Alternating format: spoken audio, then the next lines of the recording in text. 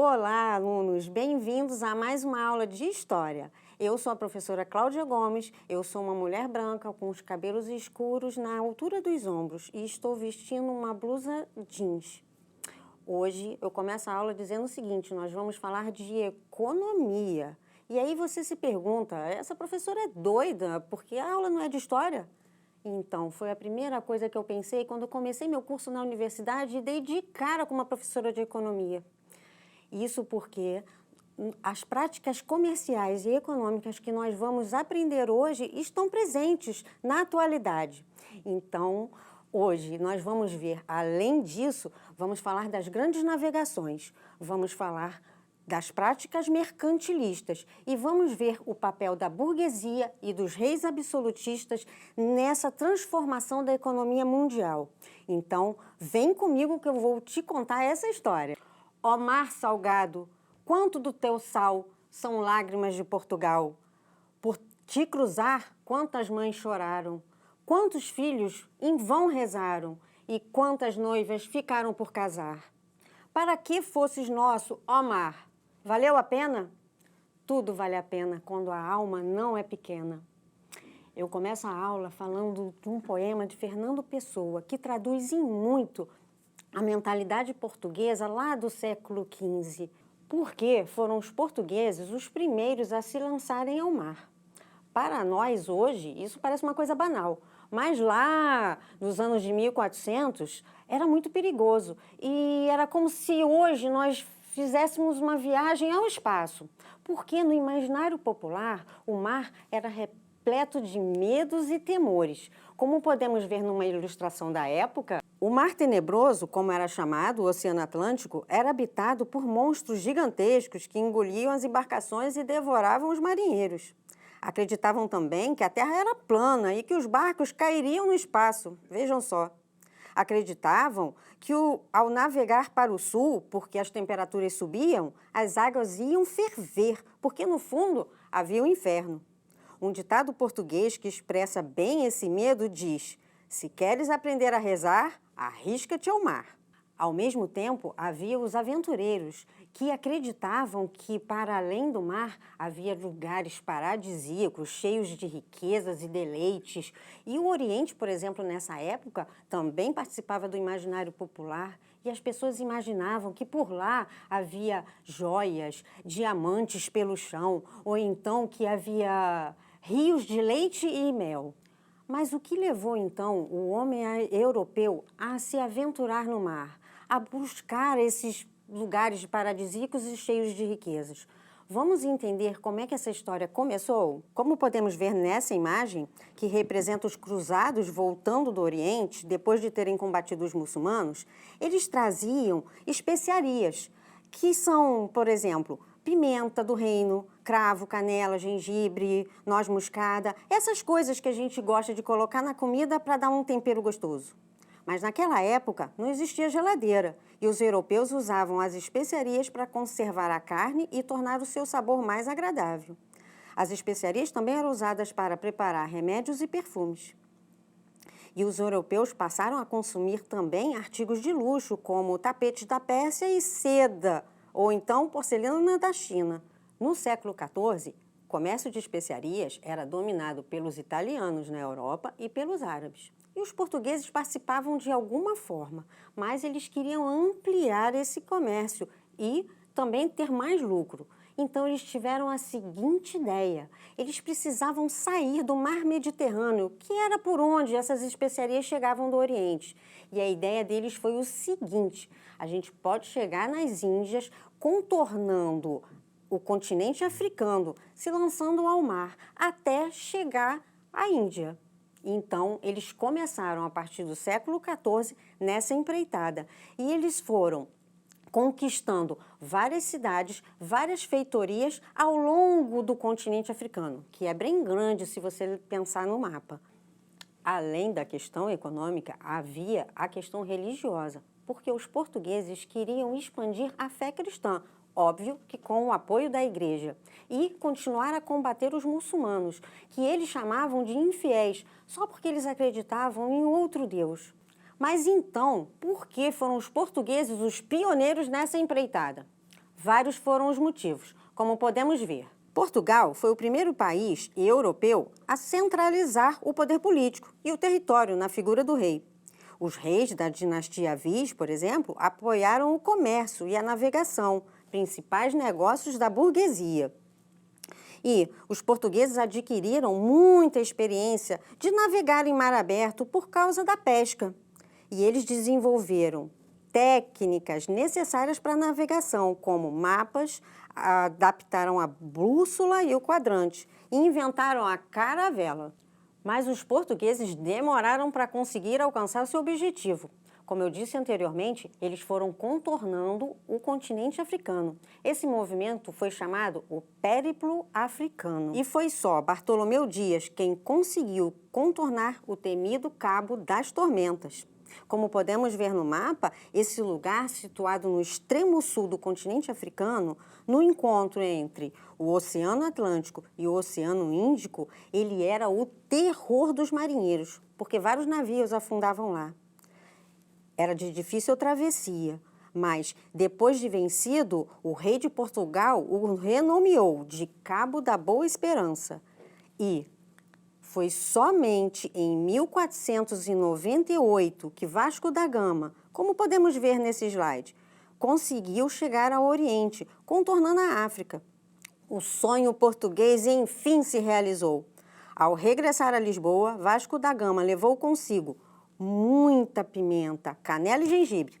A venda dessas especiarias possibilitou aos investidores um lucro extraordinário.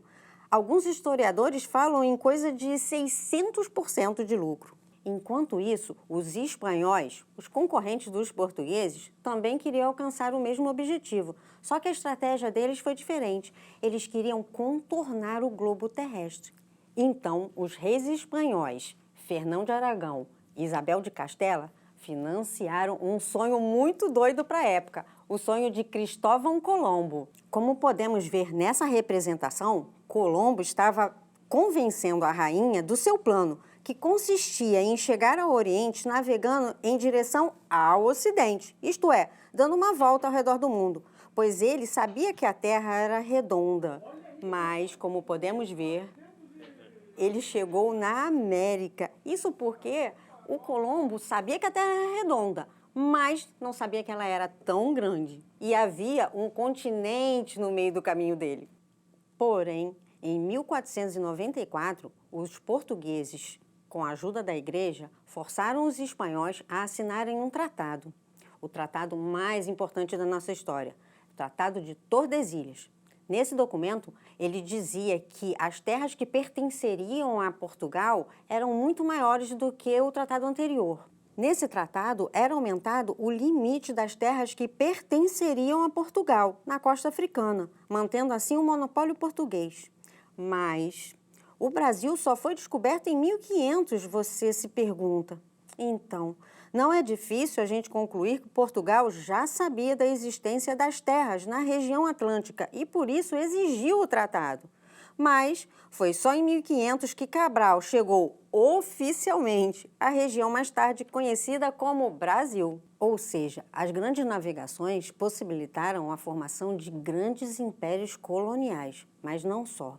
A Inglaterra e a Holanda, por sua vez, criaram um novo tipo de organização comercial, as Companhias das Índias Orientais e a Companhia das Índias Ocidentais. E nesse processo, os reis absolutistas foram fundamentais, porque eles possibilitaram que a burguesia fizesse mais comércio. Daí o nome da prática comercial que nós estamos estudando hoje, o mercantilismo, que vem de mercantil, ou seja, a prática comercial. Importante lembrar que o absolutismo e o mercantilismo caminham juntos, são duas faces da mesma moeda. Isso porque a centralização política permitiu que os reis e os países adotassem práticas comerciais diferenciadas, mas que tinham em comum certas coisas, como podemos ver. O mercantilismo é composto do metalismo, que era o princípio de que a riqueza de um país era medida pela quantidade de metais preciosos que ela podia acumular. Assim, países como Portugal e Espanha se apoderaram de todo o ouro e prata que encontraram nas suas colônias e se tornaram riquíssimos. A balança comercial favorável, que significa exportar mais produtos e importar menos produtos de outros países. O protecionismo alfandegário, que era um incentivo ao consumo dos produtos nacionais. Por isso que o governo estabelecia altos impostos sobre produtos estrangeiros. E o colbertismo, que era um incentivo às manufaturas para gerar riqueza com a exportação. Além dessas práticas econômicas, havia outras formas de acumular capitais, como, por exemplo, a monarquia inglesa, que incentivava as suas frotas navais para comercializar os produtos. E também a pirataria. Dá para acreditar? A rainha Elizabeth I financiava piratas para que eles roubassem navios de outros países e roubar o ouro e a prata.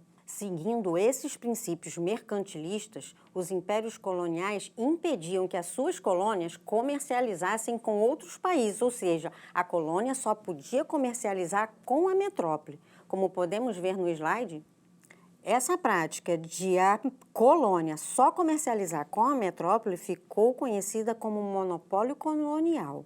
A partir do século XVI, a economia começou a se basear no dinheiro e a abolir o escambo, que é a troca de produto por produto. Esse processo dos países europeus de comércio baseado nas colônias foi chamado de Revolução Comercial e gerou muita riqueza para as metrópoles.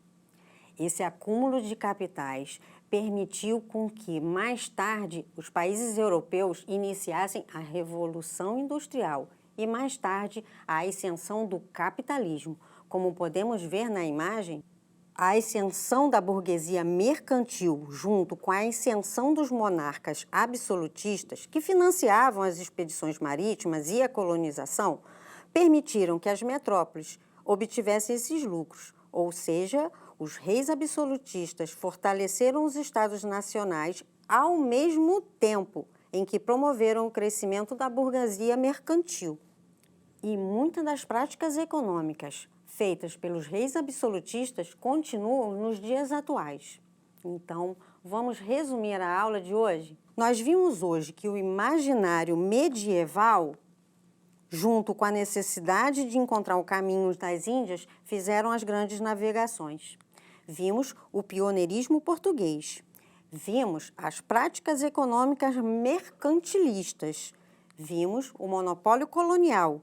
E vimos que o acúmulo de capitais deu condições à ascensão do capitalismo. Nossa aula vai ficando por aqui, mas eu gostaria de deixar para vocês um desafio. Um desafio pensando nas viagens transoceânicas do século XV, quando as condições de viagem dos marinheiros eram muito ruins. Eles não tinham muita alimentação e as condições de higiene eram péssimas. Só que no mesmo tempo, lá na China, foi inventado, você vai acreditar, a escova de dente. Como podemos ver na representação, as viagens eram difíceis para os europeus. E lá na China, em 1498, eles inventaram a escova de dente. Como você pode ver, muito semelhante ao que a gente usa hoje em dia.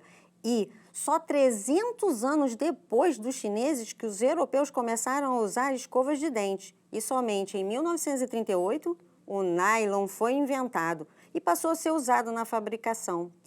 Embora tenha sido um avanço, o nylon e o plástico utilizados nas escovas vão para os aterros sanitários e demoram cerca de 500 anos para se decompor.